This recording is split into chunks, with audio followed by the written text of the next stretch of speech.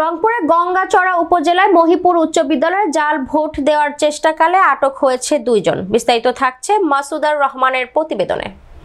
দর্শক, আমরা এই মুহূর্তে দাঁড়িয়ে আছি মহিপুর উচ্চ বিদ্যালয়ের দ্বিতীয় তলায়। এখানে অভিযোগ 2 জনকে গ্রেপ্তার করে পুলিশ জাল ভোটের কারণে। দর্শক, আসুন সরাসরি আমরা দেখতে চাই সেই জাল ভোট কাহিনী। গঙ্গাচড়া উপজেলায় মহিপুর উচ্চ বিদ্যালয়ের দ্বিতীয় তলায় এখানে অভিযোগ 2 জনকে গ্রেপ্তার করে পুলিশ জাল ভোট দেওয়ার কারণে। আমরা এখন সরাসরি কথা বলবো সেই জাল ভোট কাহিনীর সঙ্গে। মোহাম্মদ শিয়া, আপনার নাম কি? একটু আগে করে বলেন বাসা কোথায়? বাসায়।